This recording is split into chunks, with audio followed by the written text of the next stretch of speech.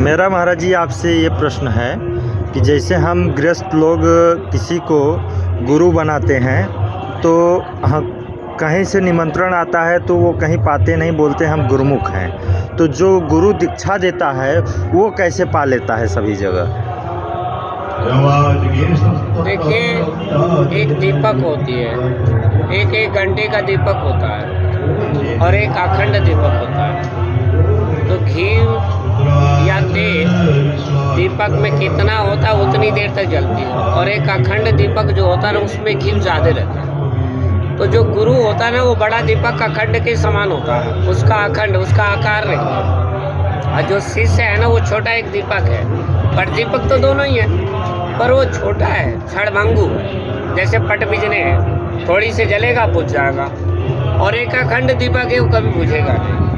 तो गुरु जो है ना वो सामर्थ्य होता है, सामर्थ्य के न दोष वो हर जगह पाने का योग्यता रखता है। गुरु वही है जो हर जगह पा सकता है, सर्व जाति में पा सकता है, वही असली गुरु होता है। और जो जाति पात में पाता वो गुरु नहीं होता, वो शुरू होता है। शुरू का मतलब है कि वो, कुछ लोग बोलते हैं कि मैं सब्जी का रस पी लिया बाकी छोड़ दिया, जैसे मच्छर है खून पी लिया शरीर को छोड़ दिया। तो जो सर्वस्व पाले, जैसे राम जी ने 14 वर्ष वन में सभी आदिवासियों से मिले, न किसी क्षत्रिय न किसी ब्राह्मण से, और सभी संतों से मिले, और उन संतों से मिले जो सभी गरीबों का मसीहा थे, गुरु थे। और जो अमीरों जातिवाद के गुरु थे वो, उनसे वो राम जी मिले नहीं। क्यों? सेबरी के प्रश्न में दिया है। तो जैसे मतंग जी सेबरी को रखे, तो वो चाहे सेबरी सूत्र थी या केवट की बेटी थी या भाग के हुई थी, अपमानित में भी थी, तो मतंग ऋषि भी अपमानित हुए। तो राम अपमानियों के पास जाते हैं, सम्मानियों के पास नहीं जाते हैं। तो ऐसे गुरु को भगवान मिलते हैं, और ऐसे गुरु का जो शिष्य होते हैं वो महान होते हैं। पर रही भावना शिष्य की, उनको ये क्या कहा जाता है, गुरु लोग आदेश देते हैं, उस आदेश का वो पालन करते हैं कि भैया जो गुरुमुखी हो जाए तो भगवान का दीपक के समान अंश हो, उनके हाथ का पाना खाना, पाना और खाना, साधु में पाना होता है, संसार में खाना होता है। तो उस प्रकार से वो गुरुमुखियों से इसलिए खाते हैं कि वो धर्म हो गया।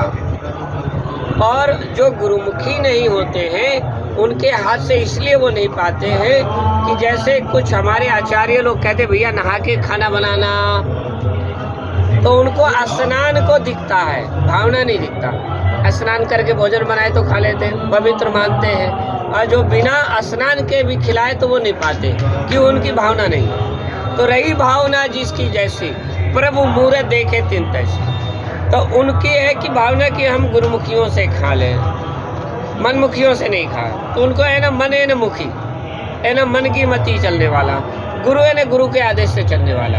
तो जो गुरु के आदेश से चलता है वो गुरुमुखी, और जो मन है ना मुखी से चले है ना मनमुखी, है ना मन को मार दिया है। बोले स्नान करें तो भी खाएंगे, नहीं करेंगे तो भी पकाएंगे। वैसे 90% हमारे भारत में गुरुमुखी कम है, 10% गुरुमुखी है, और 10% ऐसे चलते हैं। लेकिन इसमें आता है कि जैसे रही जिसकी भावना।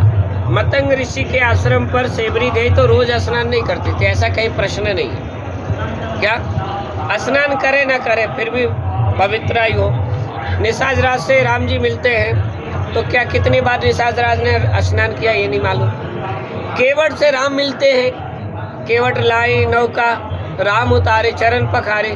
तो केवट क्या स्नान करके चरण को पखारे या बिना स्नान के चरण पखारे, ऐसा कहीं नहीं लिखा, पर भावना है। पहले में केवट चरण पखारे, मतलब केवट ने चरण पखारे फिर नौका में बैठा है। तो ये तो नहीं है कि पहले मैं नहाऊंगा जब चरण छूऊंगा, ऐसा कोई प्रश्न नहीं है। ऐसे निशाज राज देखे राम आ रहे हैं लक्ष्मण के साथ, सीता मैया के साथ, तो सीधी गए गले मिले। ऐसा नहीं कि तू नहा के आना तो गले मिल जाना।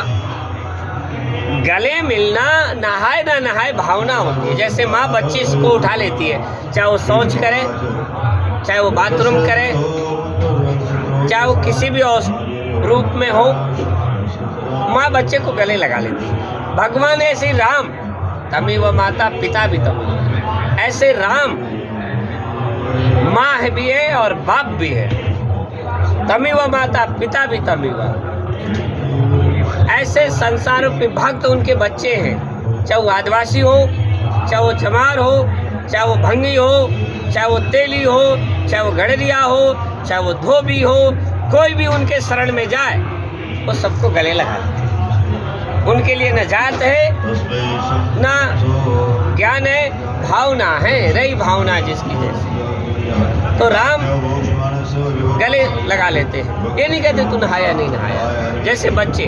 तो संसार एक बच्चा है, गुरु एक ईश्वर है। तो यहाँ भावना ऐसी कहती है। तो महाराज जी, जो गुरुमुख लोग हैं वो क्या पा सकते हैं सभी के हाथों का? गुरु लोग पाते हैं, जो गुरु है वो पाते हैं, जो शुरू है नहीं पाते।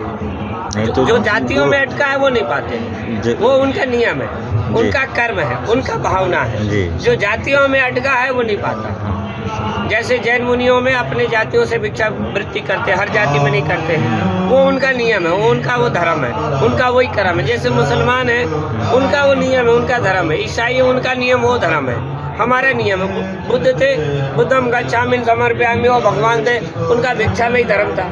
अब भिक्षा लेने जाए तो कोई स्नान करके श्रृंगार करके तो भिक्षा देगी नहीं। तो जैसे महाराज जी, कोई गिरस्त किसी को गुरु बनाया, गुरुमुख हो गया, और अपने ही समाज में अगर निमंत्रण है कहीं, तो हलवाई अगर बनाए हैं तो क्या पा सकते हैं या नहीं पा सकते हैं? हलवाई सबके लिए होते हैं, जैसे एक नदी सबके लिए होता है, हलवाई सबका होता है, दुकान सबका होता है। जैसे एक बनिया जी होते हैं, सेठ जी, और सबको सामान देते हैं, चाहे वो किसी भी जात का हो या किसी भी कास्ट का हो, सामान देना और पैसे लेना। ऐसे हलवाई सबके लिए होते हैं, किसी भी जात का हो।